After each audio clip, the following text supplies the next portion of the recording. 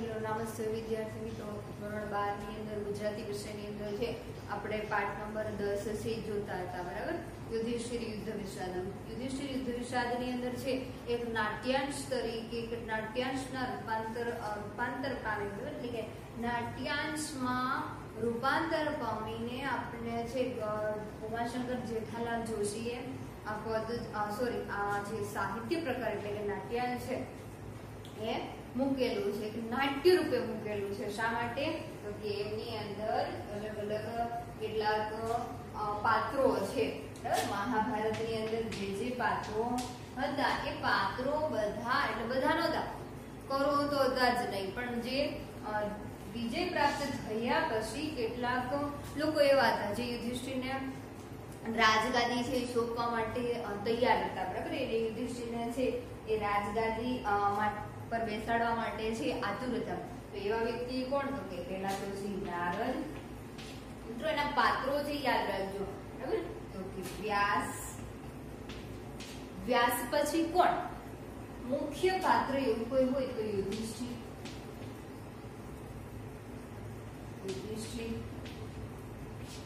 યુધિષ્ઠિરના ભાઈ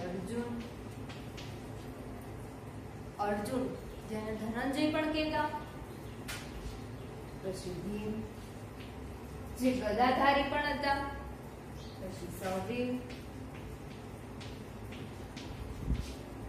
નકુલ, પાંચાલી। મિત્રો પાંચાલી એટલે કોણ? તો કે દ્રૌપદીને પાંચાલી તરીકે પણ ઓળખતા, અને છેલ્લે ભગવાન કૃષ્ણ। હવે આ ભગવાન કૃષ્ણ છે એ પણ સમજાવે છે, કોને સમજાવે છે? તો કે જે યુધિષ્ઠિર છે એમને સમજાવે છે, બરાબર। એટલે છેલ્લે આપણે જોયું કે વ્યાસજી છે એ યુધિષ્ઠિરને એવું કહે છે કે તમે શા માટે આ સંન્યાસીની ધૂન લગાવી બેઠા છો, બરાબર।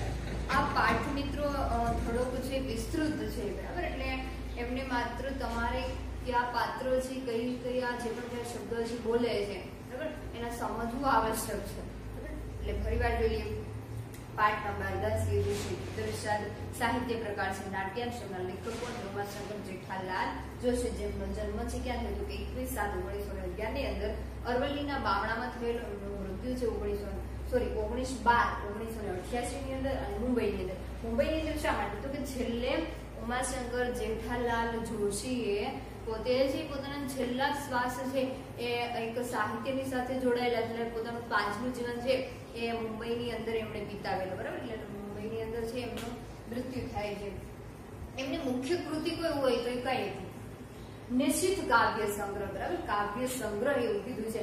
આ નિશ્ચિત કાવ્ય સંગ્રહ છે એને લખનાર છે 2 કવિ હતા, એના સંગાથથી એક બીજા કવિ પણ હતા, બરાબર। એ બીજા કવિની પણ મેં ચર્ચા કરી। બીજા કવિ કોણ? તો કે કન્નડ કવિ પુટ્ટપ્પા। મિત્રો યાદ રાખજો કે નિશ્ચિત કાવ્ય સંગ્રહ માટે ઉમાશંકર જેઠાલાલના સંગાથી એવા બીજા કયા કવિ હતા? તો કે કન્નડ કવિ હતા પુટ્ટપ્પા, નહીં કે કટપ્પા, બરાબર। કટપ્પા નહીં પણ પુટ્ટપ્પા। અને કયા કાવ્ય સંગ્રહ માટે? તો કે નિશ્ચિત કાવ્ય સંગ્રહ માટે જેમને જ્ઞાનપીઠ પુરસ્કારથી સન્માનિત કરવામાં આવેલા હતા, અને ઉમાશંકર જેઠાલાલ જોશીને, બરાબર। હવે એમના એવોર્ડ જોઈએ તો કે રણજીતરામ સુવર્ણચંદ્રક, રણજીતભાઈ બાવાભાઈ મહેતા તરફથી મળતો જે ચંદ્રક છે, બરાબર, એ પણ મળેલો રણજીતરામ સુવર્ણચંદ્રક। પછી તો કે જ્ઞાનપીઠ પુરસ્કાર અને દિલ્હી સાહિત્ય અકાદમી દ્વારા પણ એમને નવાજવામાં આવેલા, બરાબર। એટલે પોતાના જીવન દરમિયાન એમને ઘણા બધા સાહિત્યની રચના પણ કરેલી છે, અને એમણે છે સાહિત્ય ક્ષેત્રે મોટું યોગદાન છે આપેલું છે। મિત્રો આ મહાભારત છે એક પૌરાણિક કથા તો છે, પણ એ પૌરાણિક કથાઓ છે એમને શા માટે આપણી સમક્ષ લાવ્યા છે? તો કે આવી કોઈ બની ગયેલી ઘટના છે, બરાબર, એને શા માટે દોહરાવ્યા છે? તો કે આપણને ખ્યાલ આવે કે આપણા ભારતીય ઇતિહાસની અંદર, આપણી ભારતીય સંસ્કૃતિની અંદર આવો એક ભીષણ હત્યાકાંડ થયેલો, અને પાછળ કેટલાક કારણો પણ જવાબદાર હતા, બરાબર। ઉમાશંકર જેઠાલાલ જોશી પોતાના મંતવ્યો છે મહાભારતના જે પણ કઈ કેટલાક પાત્રો છે તે ખૂબ વિષાદમાં ડૂબેલું છે, એવું એક જ પાત્ર છે જે વિષાદમાં ડૂબેલું। મિત્રો વિષાદનો અર્થ છે પશ્ચાતાપ થાય. વિષાદ એટલે શું? તો કે પશ્ચાતાપ. એ પછતાવો માત્ર કોને થતો હતો? યુધિષ્ઠિરને. યુધિષ્ઠિર સિવાય બીજું કોઈ એવું વ્યક્તિ નહોતું જે હસ્તિનાપુરનું જે રાજ્ય છે એ સંભાળવા માટે તૈયાર ન હોય. યુધિષ્ઠિર એક જ એવા વ્યક્તિ હતા જે છે રાજ્ય સંભાળવા માટે તૈયાર પણ નથી અને રાજ્યનો સ્વીકાર પણ કરતા નથી. શું કહે છે? તો કે લોહીથી નીકળતી રાજમુકુટ છે, બરાબર, આ લોહીથી નીકળતી રાજ્ય લક્ષ્મીનો પણ હું સ્વીકાર નહીં કરું અને લોહીથી નીકળતો રાજમુકુટ હું મારા મસ્તક પર પહેરવા પણ તૈયાર છું નહીં. કોણ કહે છે? તો કે યુધિષ્ઠિર કહે છે. શા માટે? તો કે યુધિષ્ઠિરને એક મૂંઝવણ હતી. કઈ મૂંઝવણ હતી? તો કે એમને પોતાના પિતરાઈ ભાઈઓની હત્યા કરવાનો વસવસો હતો, બરાબર, અને એનો પશ્ચાતાપ હતો કે હવે ક્યારે હું આ બધામાંથી અમારી અશાંતિમાંથી મુક્ત થઉં.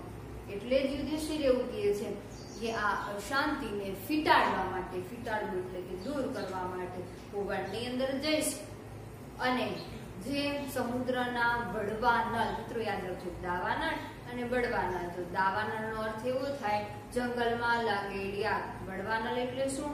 તો કે સમુદ્રમાં લાગેલી આગ, બરાબર. એટલે અમને ખ્યાલ છે યુધિષ્ઠિર કહે છે કે હું જંગલની અંદર જઈ અને સમુદ્રના બળવાનળને બુઝાવા જતી કેટલીક સરિતાઓ છે, સરિતાઓ એટલે કે કેટલીક નદીઓ છે, એ નદીઓને હું પૂછીશ કે આ જે સંસારની અંદર બાળી રહેલો દાવાનળ જે છે એને બુઝાવવા જેટલું પાણી તારી પાસે છે, બરાબર.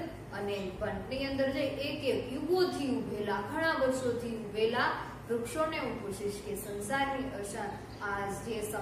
સંસારની અંદર શમશાનની શાંતિ જે ફેલાયેલી છે આ નીરવ શાંતિને દૂર કરવા માટેનો ઉપાય કોઈ તારી પાસે છે, બરાબર. એટલે જ કહે છે કે સ્વજન શોણી તે યમુના ગંગા ઉભરાવી વન વન ચલીલે તપ મંગલ સલીલે, બરાબર, કે વનની અંદર જઈશ, તપ કરીશ અને સ્વજન શોણી તે મેં મારા સ્વજનોનું લોહી છે એ યમુના ગંગા ઉભરાય એવી રીતે મેં ઉભરાવ્યું છે, બરાબર, એવી રીતે મેં વહેરાવ્યું છે.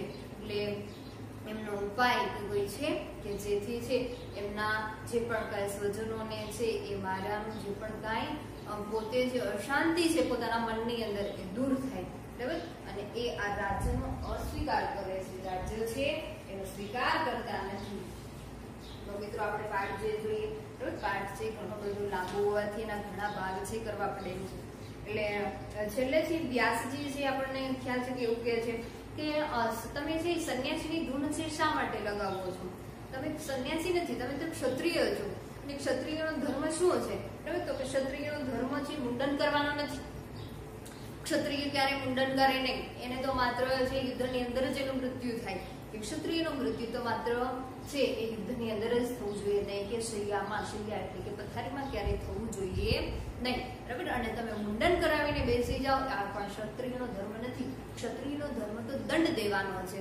એટલે તમે છે એ કૌરવો જે પાપીઓ સમાન હતા એને દંડ દીધો અને એના પાપો અને એના અન્યાયથી આ સંસારની અંદર જે પ્રજળી રહેલી આગ છે એને તમને છે એ શાંતિ આપી છે. દ્રૌપદી પણ આવું કહે છે, પણ છતાં યુધિષ્ઠિર પોતાના મનની અંદર આ વિષાદ છે દૂર કરતા નથી. એટલે છેલ્લે આપણે જોયું કે યુધિષ્ઠિર છે એવું કહે છે કે આ બધી વિટંબણાઓ એટલે બધી મુશ્કેલીઓ છે એ ટળી જાય, બરાબર. અને એટલે હવે હું છે મનની અંદર જશે. એટલે યુધિષ્ઠિર છે એ બોલતા બોલતા અટકે છે અને કશું બોલતા નથી. અને છેલ્લે વ્યાસજી છે એને સમજાવે છે પણ રાજા, બરાબર, એટલે પણ રાજા એટલે કોણ?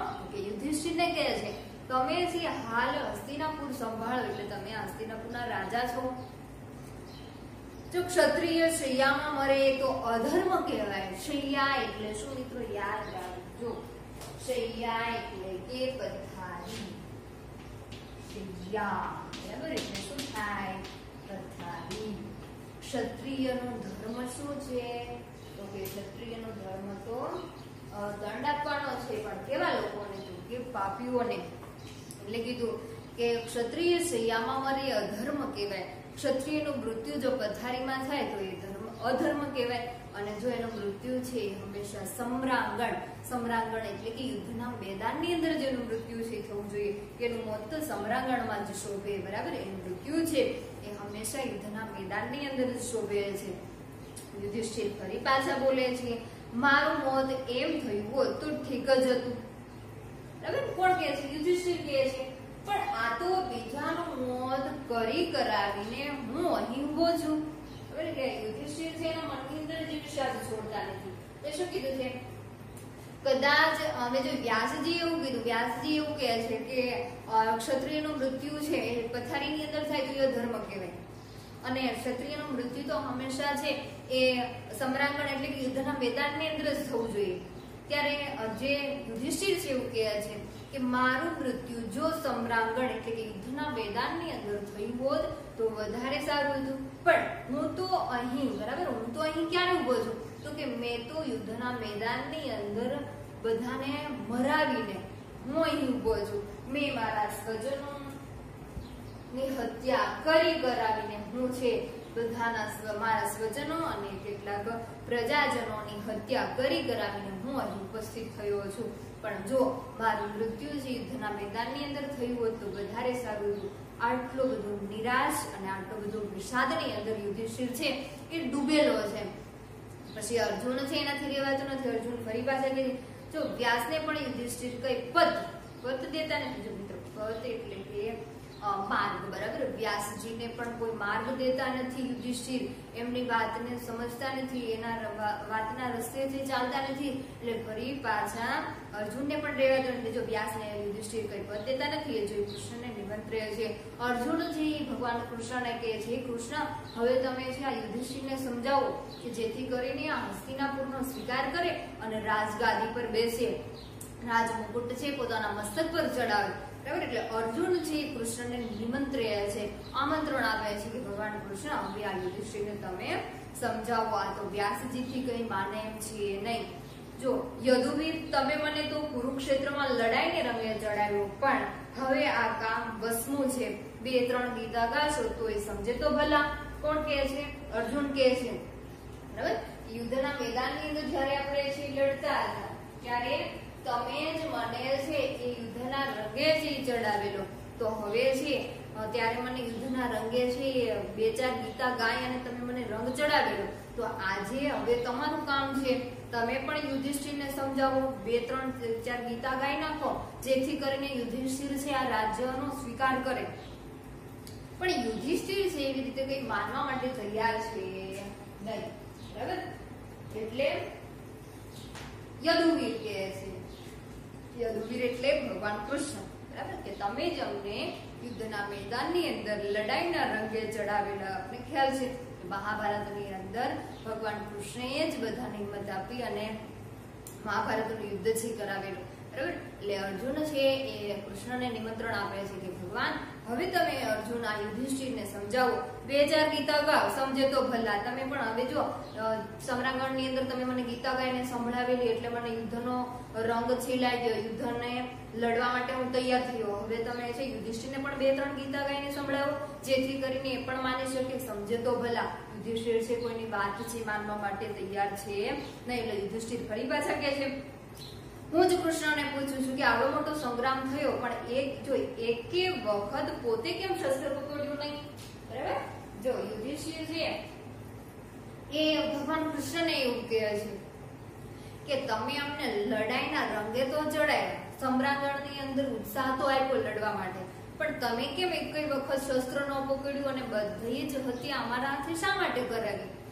કારણ કે યુધિષ્ઠિરને રાજ્યનો સ્વીકાર કરવો જ નથી, એટલે વારે વારે તર્ક દલીલ કર્યા છે અને પોતાની તર્ક દલીલ સામે કોઈની વાત છે રાખતા જ નથી. એટલે ભગવાન કૃષ્ણને કહે છે, હવે હું જ કૃષ્ણને પૂછું છું. યુધિષ્ઠિર છે ત્યારે અર્જુન એવું કહે છે ભગવાન કૃષ્ણને. બરાબર, એટલે સમય કેવો છે મિત્રો યાદ રાખજો. કૌરવો જો જે પણ કઈ મહાભારતનું યુદ્ધ છે, યુદ્ધ પૂર્ણ થયું છે.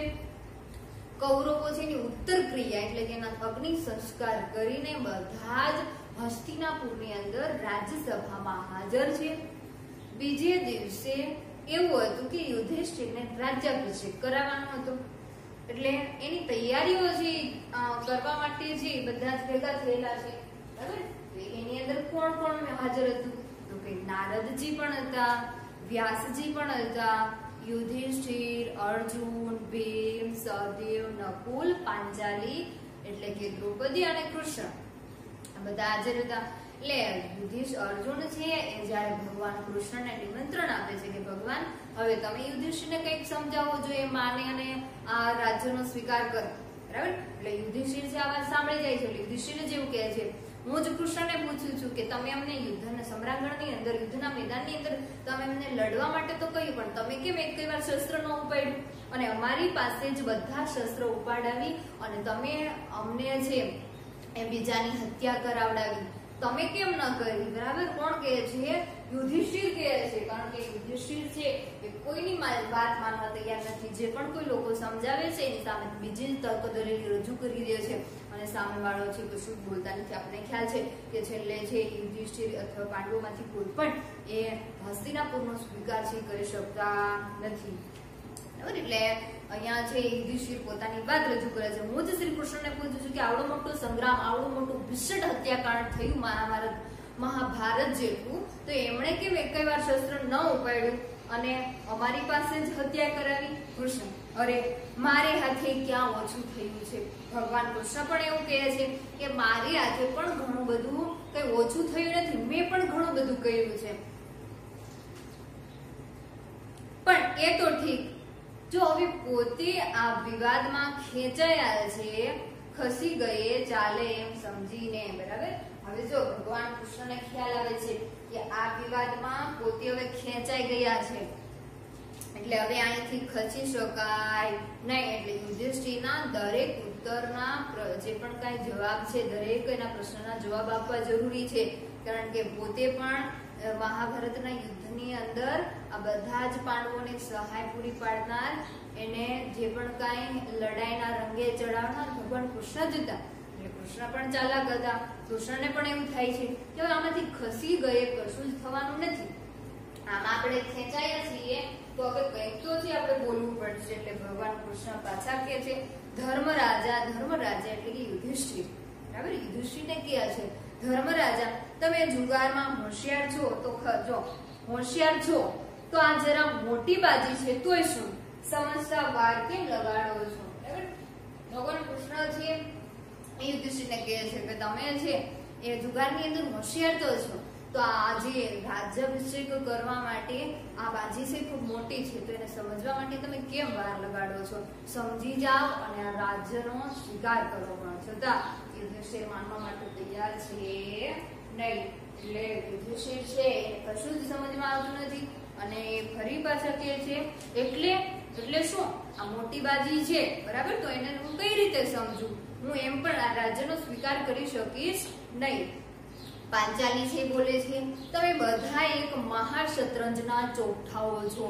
આ એક મહાશતરંજ, આ એક જે પણ કઈ ખેલ ખેલાયો છે એ ખેલના એક ચોકઠાઓ છો, એક મહાશતરંજના ચોકઠાઓ છો.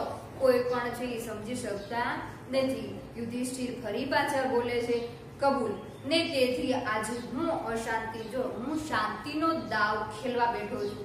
પાંચાલી એવું કહે છે કે તમે મહાશતરંજના ચોકઠા છો. ત્યારે યુધિષ્ઠિર ફરી પાછા કહે છે કે વાંધો નહીં, જે પણ કઈ થયું તે હું કબૂલ કરું છું, હું માનું છું, બરાબર. પણ તેથી આજે હું શાંતિથી, એટલે જ હું આજે શાંતિનો દાવ ખેલવા બેઠો છું, એટલે જ હું રાજ્યનો સ્વીકાર કરતો નથી, એટલે જ હું વનની અંદર તપ કરવા માટે જતો રહું છું, બરાબર. યુધિષ્ઠિરનું કહેવું આવું છે મારું સર્વસ્વ હું હોડમાં મૂકું છું. હોડ એટલે કે બાજી, બરાબર. હું આ હોડની અંદર જે પણ કાંઈ મારું સર્વસ્વ મેં જીતેલું છે એને બધું જ હું છોડવા માટે તૈયાર છું. મારું બધું જ છે એ હું હોડ એટલે કે જે બાજી છે એની અંદર છોડીને જવા માંગુ છું.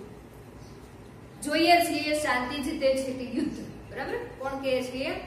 યુધિષ્ઠિર કહે છે આપણે જોઈએ કે શાંતિ જીતે છે કે યુદ્ધ જીતે છે. યુદ્ધ કરવાથી કોઈ પણ પ્રકારનો ફાયદો છે નહીં.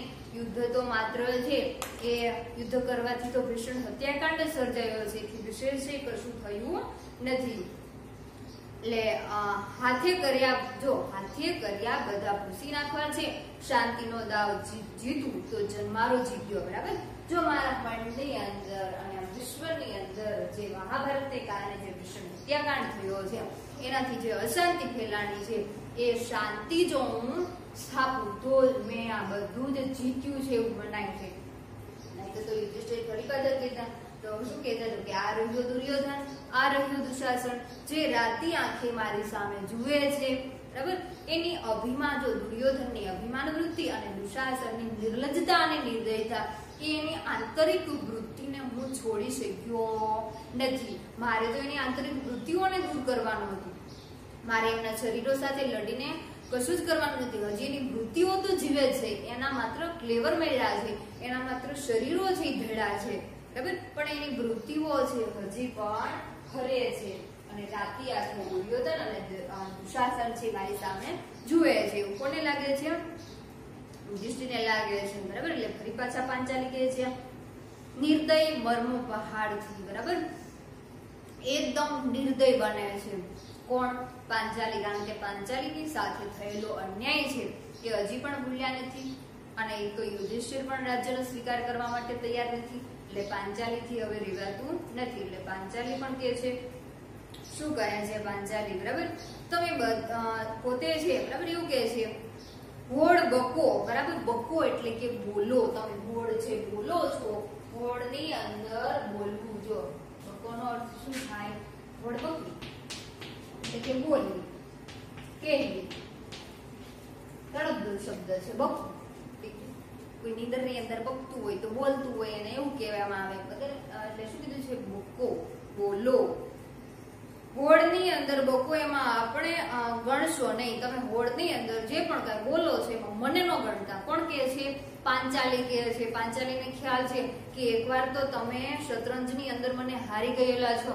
જો હવે ફરી પાછા હારશો તો એ પોતે ક્યાંય નહીં રહેશે નહીં, બરાબર. એટલે પાંચાલી છે એકદમ નિર્દય બનીને બોલે છે એકવાર તો ભગવાનની લાજ રાખી, બરાબર. એકવાર તો ભગવાન કૃષ્ણએ છે એ લાજ રાખી. કારણ કે પાંચાલીને છે પાંડવો જ્યારે હારી જાય છે, જ્યારે દુશાસન અને દુર્યોધન પાંચાલીનો ચોટલો પકડી અને પોતે છે રાજ્યસભાની અંદર એમને હાજર કરે છે, બરાબર. અને એને વસ્ત્રહરણ કરે છે ત્યારે ભગવાન કૃષ્ણ જે છે એમની લાજ રાખે છે. એટલે જ પાંચાલી કહે છે કે હવે હોડ તમે બકો, હવે બોલો તો એમની અંદર આપણને ગણતા નહીં, બરાબર. એકવાર તો ભગવાને છે લાજ રાખી. ભગવાન કૃષ્ણ ગંભીર થઈને બોલે છે આ પજવણીનો સમય નથી, આ મનાવાનો સમય નથી. કોણ કહે છે? ભગવાન કૃષ્ણ કહે છે યુધિષ્ઠિરને તમે નકામાં ખાંડ ખાવો છો. ખાંડ ખાવી એટલે કે મિત્રો યાદ રાખજો, રૂઢિ પ્રયોગ માટે, બરાબર. ખાંડ ખાવ છો. ખાંડ ખાવું એટલે કે માન ખાવ છો. માન ખાવી, માન ખાવું, બરાબર. માન ખાવું પણ કહી શકીએ. તમે નકામાં ખાંડ ખાવ છો. રાજ્ય મેળવ્યું છે તો ભોગવી લો ને, શું કામ માન ખાવા જાવ છો? ભગવાન કૃષ્ણ પણ કહે છે નકામાં તમે ખાંડ ખાવ છો, ખોટા તમે મનાવવા માટેના અમને પ્રયત્ન કરાવો છો. એક સ્વપ્ન પસાર થઈ ગયું, તમે તેને પકડી રાખવા માંગો છો. હવે આ જે પણ કઈ ભીષણ હત્યાકાંડ થયું એક સ્વપ્ન હતું, એ સ્વપ્ન હવે પસાર થઈ ગયું. હવે તમે એને ભૂલી જાઓ, બરાબર. અને એને પકડી ન રાખો. જે ગયા તે પાછા બોલાવવાનો તો વિચાર નથી ને. મારું માનો તો કૌરવો મર્યાનો શોખ છોડી દો. પણ કહે છે ભગવાન કૃષ્ણ કહે છે, બરાબર. હવે મર્યા એને કઈ પાછા બોલાવવાનો વિચાર છે તમારો. હવે જે થઈ ગયું એ થઈ ગયું છે. હવે જે પણ કઈ છે એનો સ્વીકાર કરો અને નિરાતે રાજ્ય ભોગવો. પણ છતાં યુધિષ્ઠિર છે આમાંથી પોતે એવું કહે છે કે હું આ રાજ્ય ભોગવવા માટે તૈયાર છું નહીં, બરાબર. કારણ કે આ રાજ્ય ભોગવી અને પોતે જે એ પોતાના સ્વજનોની જે હત્યા થઈ છે, બરાબર, એમને ભૂલાવી શકતા નથી. કૌરવો માર્યાનો શોખ છે, તમે છોડી દો. ભગવાન કૃષ્ણ પણ યુધિષ્ઠિરને કહે છે. એટલે ફરી પાછા યુધિષ્ઠિર કહે છે અરે કોણ મર્યું છે? કૌરવો તો મર્યા છે એવું તમે માનો છો, ભગવાનને કહે છે. પણ એ કૌરવો મર્યા નથી. આ રહ્યો દુર્યોધન, આ રહ્યો દુશાસન, જે નિર્દયતાથી એમની જે વૃત્તિઓ હતી એને દૂર કરવા ઈચ્છતો હતો, પણ એને વૃત્તિઓને હું મારી શક્યો નહીં. એ રાતી આંખે મારી સામે જોઈ રહ્યા છે. આવું યુધિષ્ઠિરને દેખાય છે. કારણ કે હાલ એ વિષાદની અંદર ડૂબેલા હતા. અરે કોણ મર્યું છે? આ રહ્યો દુર્યોધન, રાતી આંખે જોઈ રહ્યો. મારા એકલા પરનો ક્રોધ જાણે જગત પર ઠાલવતો હોય. ઠાલવવું એટલે કે વેઠવું, બરાબર, નાખવું. એ પોતે પોતાનો ક્રોધ છે આખા જગત પર જ્યારે ઠાલવતો હોય એવું મને લાગે છે. રણ મેદાનમાં ભલે તેમના પ્રેત પડ્યા છે, રણ મેદાનની અંદર ભલે એમના આત્માઓ પડ્યા છે, તે બધા પણ અમારી આગળ જાગતા, બરાબર, કે જીવતા જાગતા ફરે છે. આ બધા એટલે કોણ? તો કે કૌરવો મારી સમક્ષ હજી પણ જીવતા જાગતા ફર્યા છે, એમની મૃત્યુઓને હું મારી શક્યો નથી, માત્ર મેં એના શરીરોનો જ નાશ કર્યો છે, મારે તે સૌને ભેટવું છે, બરાબર, મારે મારી ભૂલો છે સ્વીકારવી છે, તેમના હથિયારો અને બખ્તર પાછળ માનવ હૃદય ધબકે છે. એમના જે હથિયાર અને એનું બખ્તર હતું એમની પાછળ તો એક મારા પિતૃભાઈ એટલે કે મારા પિતરાય ભાઈઓ જ હતા, એમની પાછળ તો મારું એક માનવ હૃદય ધબકે છે, એટલે હું એને ભેટવા માંગુ છું, એને સ્પષ્ટ રીતે જોઉં છું. આપણા હથિયાર સાથે અથડાયા, માંસની સાથે લડ્યું, મારે હવે હૃદયની લડાઈ આદરવી છે. 25 દુનિયા વટાવીને ઓળંગીને કૌરવો ક્યાં ચાલ્યા જશે તો પણ પાછળ જશે. યુધિષ્ઠિરનો વિષાદ છે, યુધિષ્ઠિર છે પોતાનો વિષાદ છોડવા માંગતા નથી, તો 25 દુનિયા વટાવી ચૂકેલા કૌરવોને પણ હું એની પાછળ જઈશ ને એમની મદદથી હું યુદ્ધ સાથે યુદ્ધ કરીશ. આપણા ને આ પોતાના પાપે આખો સંસાર યુદ્ધથી પીડાય છે, બરાબર. આપણે ખ્યાલ છે કે કોઈ મોટામાં મોટું મહાયુદ્ધ કોઈ હોય તો એ મહાભારતનું યુદ્ધ હતું, જેમની અંદર ઘણા બધા જે પણ કઈ પ્રજાજનો છે એમની હત્યા થયેલી. એટલે યુધિષ્ઠિર કહે છે આપણાને પોતાના પાપે આ ભીષણ હત્યાકાંડ આખો સંસાર છે યુદ્ધથી પીડાયા કરશે.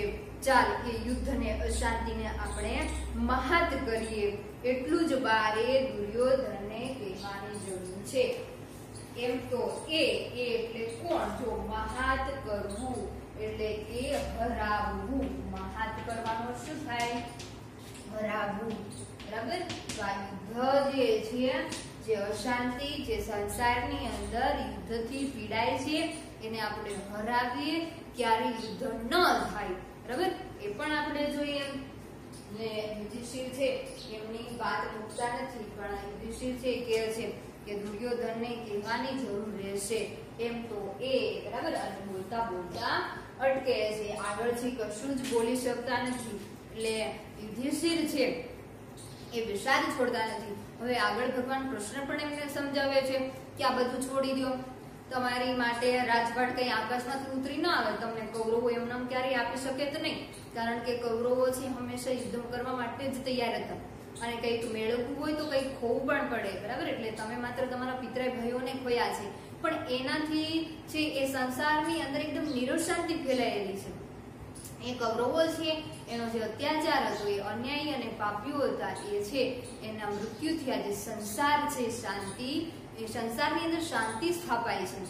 આવું ભીમ પણ કહે છે, પાંચાલી પણ કહે છે, ભગવાન કૃષ્ણ પણ કહે છે, પણ છતાં યુધિષ્ઠિર પોતાની વાત લઈને બેસી ગયા છે, બરાબર. એટલે હવે છે આ મહાત કરવું એટલે કે હું દાન હરાવું છું, અને મારે આમાંથી કશું જ છે જોતું નથી.